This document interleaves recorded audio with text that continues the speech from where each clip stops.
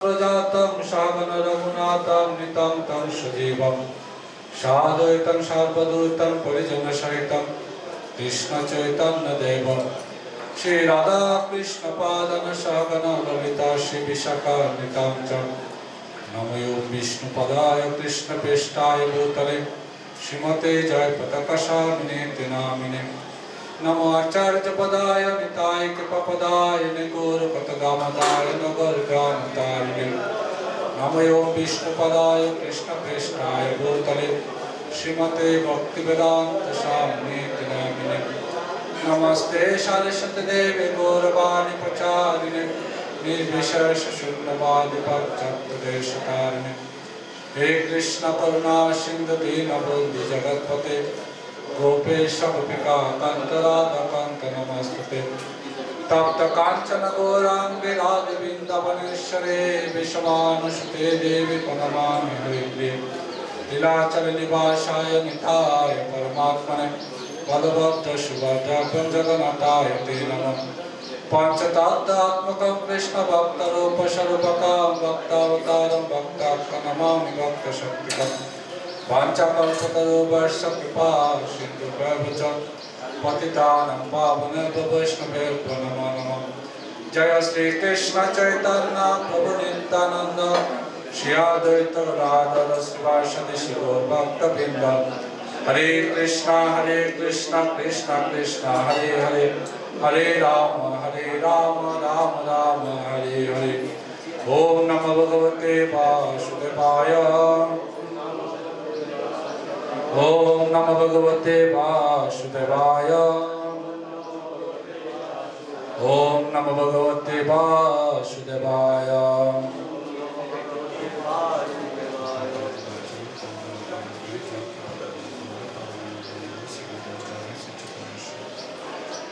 हरे कृष्ण आज का शुभ शुभ नित्यानंदपुर आविर्भाव महामहोत्सव नित्यानंद प्रभु এই দিনে এক চট্টগ্রামে জন্মগ্রহণ করেছেন তো তার জন্মলীলা তার বাল্যলীলা শ্রী বৃন্দাবন দাস ঠাকুর চৈতন্য ভাগবত রচনা করেছেন চৈতন্য চরিতামৃতে বিস্তারিত লীলা আছে আর চৈতন্য ভাগবতে কিছু কিছু লীলা বৃন্দাবন দাস ঠাকুর কি করেছেন লিপিবদ্ধ করেছেন তো নবম অধ্যায়ে নিত্যানন্দপুর বাল্যলীলা বর্ণনা করেছেন এবং তীর্থযাত্রা বর্ণনা করেছেন আমরা কিছু আলোচনা করবো ওখান থেকে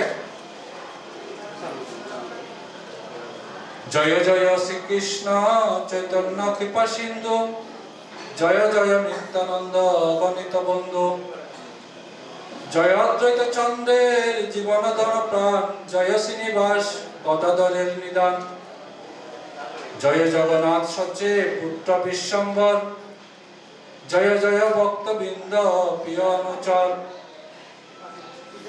তো নিত্যানন্দ প্রভু আর চৈতন্য মহাপ্রভু জগন্নাথ মিশ্র পুত্র হচ্ছে বিশ্বম্বর নিমাই এখানে দুজন ব্যক্তি আছে একজন হচ্ছে নিমাই আর একজন হচ্ছে নিতাই নিমাই নিতাই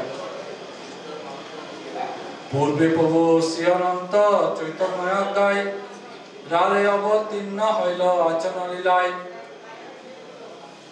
হারোজা নামে পিতা মাতা পদ্মাবতী এক চক্র নামে গ্রাম গোরেশ্বরে ততে তো নিত্যানন্দ পূর্বে যে অনন্ত দেব ছিল যে বলরাম ছিল সে নিত্যানন্দ প্রভু এই রূপে নিত্যানন্দ প্রভু রূপে জন্মগ্রহণ করেছেন কোথায় এক চক্র গ্রামে তার বাবার নাম হচ্ছে হারোজা আর মার নাম হচ্ছে পদ্মাবতী বাবার আরেকটা নাম আছে আসল নাম হচ্ছে মুকুন্দ বন্দ্যোপাধ্যায় বাবার নাম তারা ছিল 7 ভাই নিত্যানন্দ হচ্ছে সবার ছোট তো এক চট্টগ্রামে সে পদ্মাবতীর সন্তান হিসেবে জন্মগ্রহণ করেছেন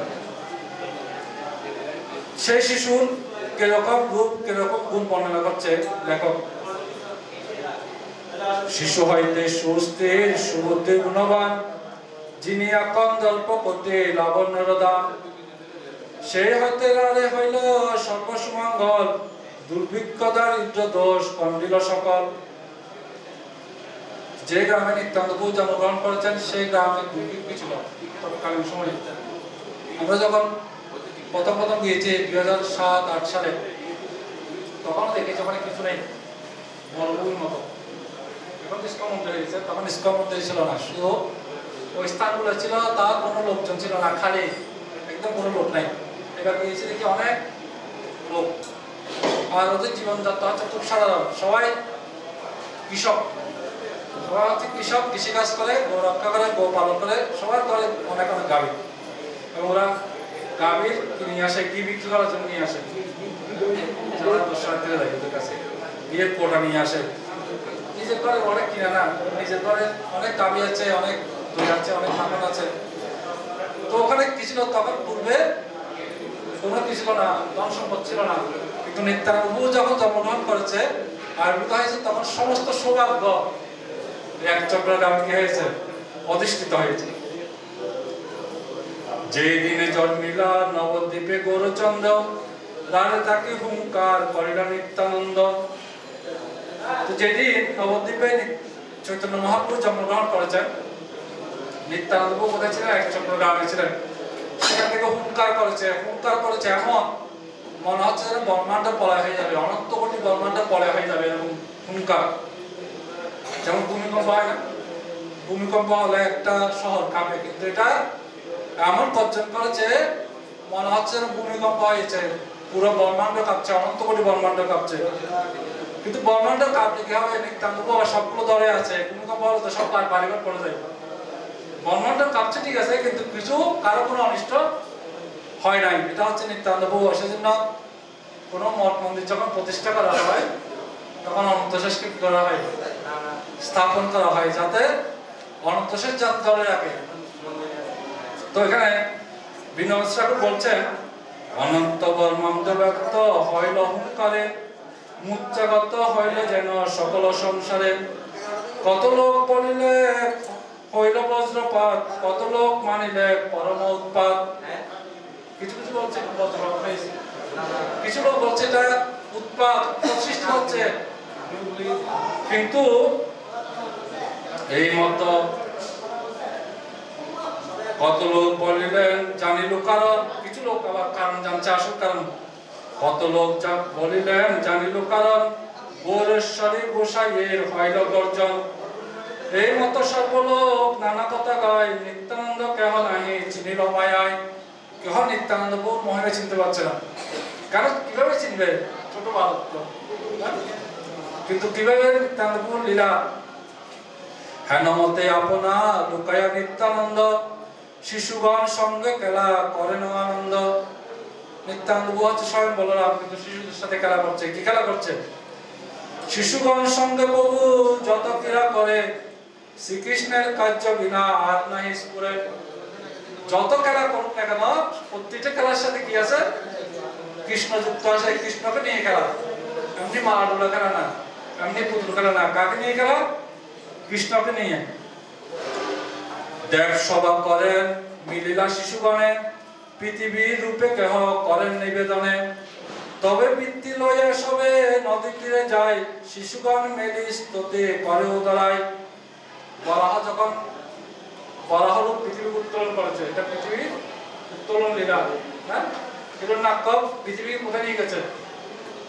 রসাতলে নিয়ে গেছে। রসাতল থেকে পৃথিবী উত্তোলন করেছে, শিশুদেরকে নিয়ে গিয়ে কোথায়? নদীর পাড়ে। নদী মানে ওখানে অনেকগুলো নদী আছে, অনেকগুলো পুকুর আছে, ওখানে পাড়ে গিয়ে এই সমস্ত লীলা করছে। ওখানে যমুনা আছে, এক চক্রতে যমুনা আছে। কোন শিশু লুকাইয়া উদ্ধ করি বলে, জন্মিবাও গিয়া আমি মথুরা গোকুলে। কোনদিন নিশাভাগে শিশুগণ লইয়া, বসুধর দেবকীর করাইয়েন বিয়া। একদিন সন্ধ্যার সময় সবাইকে ডাকছে, বলছে তুমি হচ্ছে বসুদেব, তুমি হচ্ছ দৈবকী। তোমাদের দুজন কি হবে? বিবাহ হবে। শুধু বিবাহ না, বিবাহের মধ্যে সীমাবদ্ধ না। কি করছেন? গোকুল সিজিয়া বন্দিগর করিয়া, অত্যন্ত নিশাভাগে কৃষ্ণ জন্মাইয়েন কেহ নাহি জাগে। বিবাহ দিয়েছে, আবার কৃষ্ণকে জন্মগ্রহণ করাইছে নিশাভাগে। গোকুল সিজিয়া ততি আনেন কৃষ্ণেরে মহামায়া দিলা লইয়া বান্দিলা কংসেরে। গোকুল গোকুল রচনা করেছে, একজন বলছে তুমি গোকুলে যাবে, কাকে নিয়ে? এই শিশুটাকে নিয়ে। গোকুলে গিয়ে গোকুল থেকে আবার একটা মহিলাকে নিয়ে আসবে, মেয়েকে নিয়ে আসবে। মেয়েটাকে কাকে দিয়েছে? কংসেরে। কংসেরে দিয়েছে মহামায়াকে। কোন শিশু সাজাইয়েন পোতনার রূপে, কেহ স্তন পান করে রুটি তার বুকে। একজনকে পোতনা সাজিয়েছে, একজনকে পোতনা সাজিয়েছে, আরেকজনকে পোতনার বুকের বোতল দিয়েছে স্তন পান করার জন্য। কোনদিন শিশু সঙ্গে নল করে দিয়া সকট করিয়া তাহা ফেলন ভাঙিয়া। সকট বঞ্জন দিলা নিকট বসাইয়ে যত গোয়াল আলো করে, অলক্ষিতে শিশু সঙ্গে গিয়া চুরি করে। মাখন চুরিয়ে করেছে, মাখন চুরিয়ে করেছে, মাখন চুরি করে গোয়ালার ঘর থেকে চুরি করে খেয়েছে। তারে চারে শিশুগণ নাহি যায় ঘরে, রাত্রি দিন নিত্যানন্দ সংহতি বিহরে। এই নিত্যানন্দপুর সাথে যার যে ছেলেরা যুক্ত হয়েছে, যে ছেলেরা আসে আর ঘরে যেতে চায় না। এত সুন্দর সুন্দর খেলা পেলে কি সুন্দর লেখাপড়া করতে যাও, হ্যাঁ পড়ালেখা করতে আর ঘরে যেতে চায় না। যাহার বালক তারা কিছু নাহি বলে, সবে স্নেহ করিয়া রাখেন লইয়া কোলে। সবে বলে নাহি দেখি হেন দিব্য খেলা, কেমনে জানিলা শিশু এত কৃষ্ণ লীলা। বয়স্করা অবাক হয়ে গেছে, বয়স্করা চিন্তা করছে ছোট ছেলে কিভাবে কৃষ্ণ জন্মগ্রহণ করেছে, কিভাবে দৈবকী বসুদেব বিবাহ হয়েছে, কিভাবে কংসের কারাগারে ছিল, এগুলো সব কিভাবে জানে? হ্যাঁ মাত্র তো ছোট শিশু, সবাই অবাক। সবে বলে দেখি, সবে বলে নাহি দেখি হেন দিব্য খেলা, কেমনে জানিলা শিশু এত কৃষ্ণ লীলা। কোনদিন পথে গড়িয়া নাগগণ, জলে যাই লইয়া সকলে শিশুগণ। কালী দমন লীলা জাপ দিয়া পরে কেহ অচেষ্ট হইয়া, চৈতন্য করাই পাছে আপনি আসিয়া। কোনদিন তার বনে শিশুগণ লইয়া, শিশু সঙ্গে তার কায় ধেনুক মারিয়া। শিশু সঙ্গে গোষ্ঠে গিয়া নানা ক্রিয়া করে, বকাসুর করি তাহা মারে। বিকালে আইসে গর গোষ্ঠীর সহিতে, শিশুগণ সঙ্গে সিংহ বাইতে বাইতে। কোনদিন করে গোবর্ধন ধরলীলা, বৃন্দাবন রচি কোনদিন করে খেলা। কোনদিন করে গোপীর বসনাহরণ, কোনদিন করে যজ্ঞ পত্নীর দর্শন। এগুলো সব কৃষ্ণর কৃষ্ণলীলা, সব কৃষ্ণলীলা গুলো বর্ণনা করছেন। এই কৃষ্ণলীলা গুলো সব কোথায় হয়েছে? এক চক্রধামে। এক চক্রধাম বলা হয় গুপ্ত বৃন্দাবন। সেখানে গঙ্গা যমুনা গোবর্ধন সব একবার এক বৃদ্ধ লোক তীর্থ করতে যাচ্ছে। কোথায় যাবে? তীর্থ করতে বৃন্দাবন ধামে যাবে। হাত কাঁধে একটা তলে নিয়েছে, ব্যাগ নিয়েছে, হাতে একটা লাঠি। দেখা হয়েছে নিত্যানন্দ প্রভুর সাথে। ছোট নিত্যানন্দ বলছে, ও দাদু কোথায় যাচ্ছ তুমি? বলছে তীর্থ করতে যাচ্ছি। তাই তো কাঠটি কেন? বুড়ো মানুষ কিভাবে যাবে তো কাঠটি নিয়ে? এটা বলতে দেরি নেই, লাঠিটা নিয়ে ফেলে দিয়েছে। কোথায়? পাশে নদী ছিল, নদীতে ফেলে দিয়েছে। বুড়ো বলছে আমি কিভাবে যাবো, আমি ওখানে গোবর্ধন পরিক্রমা কিভাবে করবো, লাঠিটা ফেলে দিছ। বলছে তুমি কষ্ট করো না, ওখানে ওখানে নিয়ে নিও, যমুনা স্নান করো না, ওখান থেকে পাবে তুমি লাঠি। বুদ্ধ বলছি কেমন বিয়াদব ছেলে, 100 টাকা আমি ফেলছে আর আমাকে বলছে বৃন্দাবন থেকে নেওয়ার জন্য। এটা কুরিয়ার সার্ভিস? হ্যাঁ মনে দুঃখ চলে গেছে। কোথায়? বৃন্দাবনে। চিন্তা করছে কিভাবে গোবর্ধন পরিক্রমা করবো, যমুনায় ডুব দিয়েছে। ডুব দিয়ে উঠে দেখছে লাঠিটা মাথায় টান টান বার দিচ্ছে। উঠে দেখছে যে লাঠি ওখানে ফেলে দিয়েছে নিত্যানন্দ, সেই লাঠি এখানে। তখন থেকে সবাই মেনে নিয়েছে যমুনার সাথে একটা লিঙ্ক আছে। যমুনা, এই যমুনা আলাদা কোনো কিছু না, এখন আছে, এখন একটু একটু একটু জল আছে, শুকনা। এবার গেছি লিখে একটু জল, আগে যখন গেছিলাম অনেক জল ছিল, এখন অল্প জল আছে। একদম ইস্কন মন্দিরের পাশাপাশি এই যমুনাটা। তো হচ্ছে নিত্যানন্দপুর লীলা, নিত্যানন্দপুর জানে কোথায় কে। তো নিত্যানন্দপুর পুরো বৃন্দাবন ধামে যত লীলা হয়েছে সব, শুধু বৃন্দাবন ধামে না, রামলীলা যা হয়েছে সব লীলা ওখানে করেছে, এক চক্রধামে করেছে।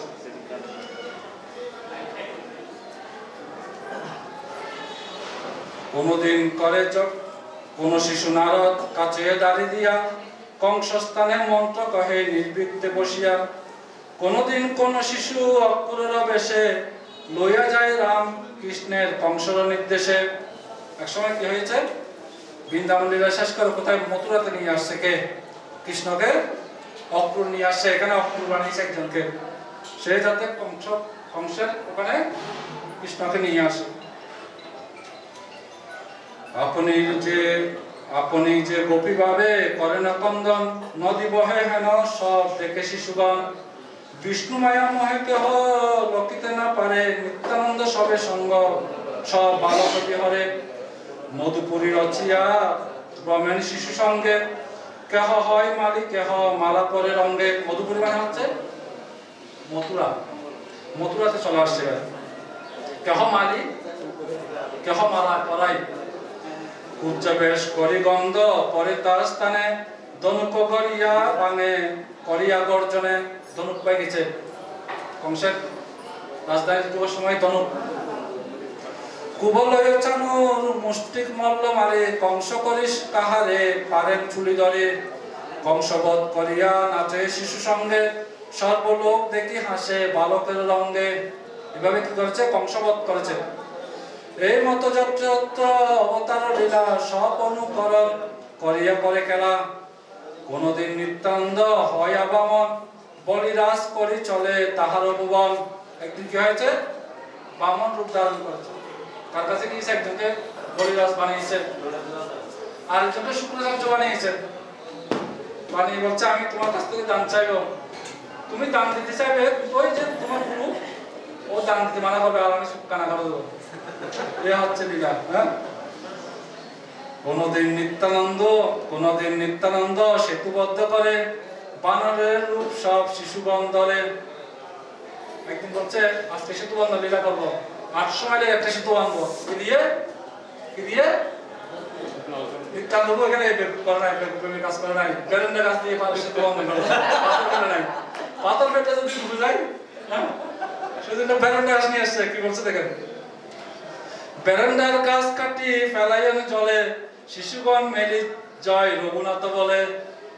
বেরেন্ডা গাছ মানে কাঁচা বাসে, বেরেন্ডা গাছ শুকনো বাসা তো হয় না, এটা কাঁচা ফেলে দিলে বাঁচবে। দেখেছেন বেরেন্ডা গাছ? মানুষ শুনবে না বেরেন্ডা গাছ কাকে বলে, নামও শুনলে আমি বড় শুনছি করতে দেখেন তো যাই না। তো এই বাস্তব বেরেন্ডা গাছ, বেরেন্ডা গাছ দিয়ে কি করেছে? সেতু বন্ধন করেছে। সেতু বন্ধন লীলা এসে স্থান আছে এখন এক চক্রধামে। শ্রীলক্ষণ রূপ প্রভু ধরিয়া পনে, ধনুক ধরি কোপে চলে সুগ্রীবের স্থানে। সুগ্রীবের স্থানে গিয়েছে, কেন সীতাহরণ হয়েছে। সীতাহরণ হওয়ার পর সুগ্রীব বলছে 4 মাস পর আমরা কি করবো, সীতাকে বুঝতে বেরোবো। কিন্তু সুগ্রীব 4 মাস পর আসে নাই, সেই জন্য লক্ষণের বেশ ধরে কোথায় গিয়েছে? সুগ্রীবের স্থানে গিয়েছে। আরে রে বানর মোর প্রভু দুঃখ পায়, পান না লই মু যদি তবে যার যায়। মাল্যবান পর্বতে মোর প্রভু পায় দুঃখ, নারীগণ লইয়া বেটা তুমি করো সুখ। সুগ্রীব এসে বলছে, বেটা আমার প্রভু মাল্যবান পর্বতে দুঃখ করছো না, স্ত্রী হারিয়ে গেছে, আর তুমি নারীগণ নিয়ে সুখ ভোগ করছ। কোনদিন ক্ষুদ্র হইয়া পশুরামের, মোর দোষ নাহি বিপ্র পলায় সত্তরে। পশুরামের সাথে একটা বিয়ে হয়েছে, যখন জনভঙ্গ করেছে, পশুরাম চলে আসছে। এখানে অনেক লক্ষণ কিন্তু অনেক বড় বড় কথা বলেছে, আর পশুরাম বলছে এখনো নাক টিপলে দুধ করবে না, দুধ করবে, তুমি এত বড় বড় কথা বলো। এই সমস্ত লীলা হয়েছে। লক্ষণের পাবে প্রভু সেই লক্ষণের পাবে প্রভু হয় সেই রূপ, বুঝিতে না পারে শিশু মানয় কত। পঞ্চবাননের রূপে বলে শিশুগণ, বার্তা জিজ্ঞাসা প্রভু হয় লক্ষণ। কে তোমরা বানর সহ কুল বনে বনে, আমি রঘুনাথ বিদ্যা বল মোর স্থানে। বানরকে জিজ্ঞেস তোমরা বই বই থাকো, কিছু সমস্যা তোমাদের? বানররা বলছে, তারা বলে আমরা বালির বইয়ে বলি, দেখাও শ্রী রামচন্দ্র লয় পদ তুলে। আমরা আসলে বালি খুব ভয় পাই, এখানে আমাদের রাজা আছে একটা, তার নাম হচ্ছে বালি। এত বড় শয়তান, এত বড় দস্যু, এই বই আমরা সবসময় থাকি। তা সবারে কোলে করে আইসে লইয়া শ্রীরাম চরণে পরে দণ্ডবত হইয়া ইন্দ্রজিৎ বদলীলা কোনদিনও করে কোনদিন আপনে লক্ষণ ভাবে হারে কোনদিন ইন্দ্রজিৎকে বধ করে কোনদিন আবার লক্ষণ ভাবে হেরে যায় কোন শিশু বলে মেয়ে আইলু রাবণ শক্তিশালী হানি এই সম্বর লক্ষণ এত বলি পদ্ম পুষ্প মারিল ফেলিয়া লক্ষণের ভাবে প্রভু পরিলা পরিয়া পরিলা ডলিয়া একদিন বলছে আজকে এই লীলা করবো কি লীলা আমাকে শক্তিশালী মারবে একজন বলছে তুমি হচ্ছে কে ইন্দ্রজিৎ ওখান থেকে একটা ফুললাম এটা আমার বুকে মেরে দেবে এটা যখন আমার বুকে মারবে আমি পরে যাবো আর বলছে তুমি হচ্ছে কে হনুমান সাথে সাথে তুমি গন্ধমার্দন পর্বতে চলে যাবে আর বলছে তুমি হচ্ছে কে কালনেমি তুমি প্রথমত বসে থাকবে সাধু বেশ ধারণ করে হনুমান যখন যাবে ওকে আপ্যায়ন করবে ওকে অতিথি হিসাবে বসাবে যাতে ও যাতে কিনে আনতে পারে ওষুধ সন্ধ্যার আগে কেন আনতে না পারে এভাবে সাজিয়ে দিয়েছে সব পুরো নাটক সাজিয়ে দিয়েছে কে কোনগুলো করবে নিত্যানন্দ বউ একাধারা হচ্ছে নাটকের পরিচালক নাট্য পরিচালক আবার হচ্ছে প্রধান অভিনেতা হ্যাঁ দুইটা রোল একসাথে পালন করছে সব শিখিয়ে দিয়েছেন শিখে দেওয়ার পর যে কিসে এসেছে যে রাবণের পুত্র ইন্দ্রজিৎ রূপে যাকে সাজিয়েছে সে ফুল মেরেছে যে মাত্র ফুল মেরেছে সে আচ্ছা তো ভাই পড়ে গেছে যখন পড়ে গেছে কি হয়েছে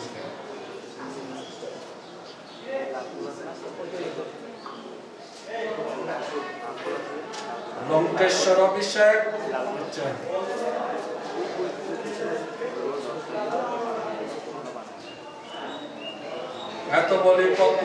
এত বলি পদ্ম পুষ্প মারিল ফেলিয়া লক্ষণের ভাবে প্রভু পরিলা ডলিয়া মূর্ছিত হইল প্রভু লক্ষণের ভাবে জাগায় ছাওয়াল সব তবু নাহি জাগে লক্ষণের ভাবে তো মূর্ছিত হয়ে পড়ে গেছে কিন্তু ছেলেরা ওই যে পাঠ শিখে দিয়েছে সেটা ভুলে গেছে সেটা ভুলে গিয়ে ওসাই ভাই কি হয়েছে তো উঠ না তোমার উঠবে শিখে দিয়েছে তুমি গিয়ে ওখান থেকে ওষুধ আনবে ওষুধ এনে আমার নাকে দেবে তারপরে আমি উঠবো কিন্তু ওরা ওদের মাথা খারাপ হয়ে গেছে পরে গিয়ে কোনো শেষ নেই এই চিন্তা করছে আমি তো ফুল মেরেছি কিছুদিন তো মানি নাই ফুল মারার পরে যে পরে গেছে এটা কি অবস্থা টেনশনে পড়ে গেছে যারা ওখানে ছিল সব পরমাত্ম দাতু নাহি সকল শরীরে কান্দয়ে সকল শিশু হাত দিয়ে আসিলে মাথায় হাত দিয়ে কান্না করছে শুনিয়া পিতা মাতা দায়েল সত্তরে দেখো এ পুত্র দাহ দাতো নাহি ও শরীরে মূর্ছিত হইয়া বহে পড়িলা ভূমিতে দেখি সর্বলোক আসি হইলা বিস্মিতে ছেলেরা তো সবাই কান্নাকাটি করছে মা বাবার কাছে খবর চলে গেছে মা বাবা আসছে মা বাবা এসে দেখছে এই ছেলে কি নাই কোনো হোশ জ্ঞান নাই মানে মারাই গেছে একদম মা বাবা দেখে মা বাবা পড়ে গেছে মাথা ধরে এলাকার মানুষ সব চলে আসছে সবার এই অবস্থা কিন্তু একজন বিদ্যান ব্যক্তি পণ্ডিত ব্যক্তি একজন বৈদ্য চলে আসছে ওখানে মূর্ছিত হইয়া দোহে পরিলা ভূমিতে দেখি সর্বলোক আসি হইলা বিস্মিতে সকল বৃত্তান্ত তবে কহিল শিশুগণ কেহ বলে বুঝিলা ভাবের কারণ পূর্বে দশরথ পাবে এক নটবর রাম বনবাসী শুনি হেরেন কলেবর কেহ বলে কাছাকাছি আচয়ে চাওয়ার হনুমান ওষুধ দিলে হয় একবার একজন দেখে কি হয়েছে বলছে বাবু পড়ার সময় এরকম বলছে যা মাঠ শিখে দিয়েছে তো বলছে তোমরা এখানে কান্নাকাটি করো আসবে কিন্তু যাও হনুমান বলছে তুমি যাও তুমি কি ওষুধ নিয়ে আসো ওষুধ আনলে তো ভালো হবে ওষুধ না আনলে কিভাবে ভালো হবে হ্যাঁ পূর্বে প্রভু শিখায়ে ছিলেন সবারে পড়িলে তোমরা বেরি কান্দিও আমারে কনক বিলম্বে পাঠাইয়া হনুমান নাকে দিলে ওষুধ আসিবে মোর প্রাণ নিষ্ভাবে প্রভু মাত্র হইলা আচতন দেখি বড় বিকল হইলা শিশুগণ চন্ন হইলেন সবে শিশু নাহি শিক্ষা নাহি স্ফুরে উঠবাই বলি মাত্র কাঁদে উচ্চস্বরে লোক মুখে শুনি কথা হইল শরণ হনুমান কাছে শিশু চলিল তখন আর এক শিশু পথে তপস্বীর বেশে ফলমূল দিয়া হনুমানের আংশে হনুমানকে আমন্ত্রণ করার জন্য আসছে তুমি এখানে বসো কিছু ফলমূল খাও অনেক দূর থেকে আসছো রহব আবদন্ন করো আমার আশ্রম বড় বাক্য আসি মিলি তোমা হেন যাম হনুমান বলে কার্য করবে চলিব আসিবারে চাহি রহিবারে না পারিব শুনিয়াছ রামচন্দ্র অনুচলক্ষণ শক্তিশালী তারে মুচ্চা করিল রাবণ এতএব যাই আমি গঙ্গমার্দন পশুত নিলে রহে তাহার জীবন তপস্বী বলে যদি যাই বা নিশ্চয় স্নান করি কিছু পাই কলহ বিজয় নিত্যানন্দ শিক্ষায় বালকে কথা রহে বিস্মিত হইয়া সর্ব লোক চাহি রহে সব এক জায়গায় ঘটনাটা সব এক জায়গায় সবাই অবাক হয়ে যাচ্ছে এই ছেলেটা বুদ্ধি কিভাবে তো কিভাবে জানে হ্যাঁ এখানে কিভাবে ওষুধ আনতে হবে কিভাবে বাধা দেবে হ্যাঁ আকাশে মাসি তপস্বীকে বসে রাখছে ওকে বলছে রামচন্দ্র ভাই ওষুধ হয়ে গেছে সবাই দেখছে এটা একটা নাটকের মতো হয়ে গেছে কিন্তু সবার ভয় আছে এটা নিত্যানন্দ আর উঠবে কিনা আসলে এটা ঠিক হবে কিনা উঠবে কিনা এই তো কোনো নড়াচড়া নেই একদম পুরো খেয়ে গেছে এক বড়ি তপস্বী বলে সর বলে গেলা স্থানে জলে তাকি আর শিশু দরিল চরণে জলে স্নান করতে গেছে ওখানে কুমির একজন ধরে রেখেছে হনুমানকে কুমিরের রূপ ধরে যাই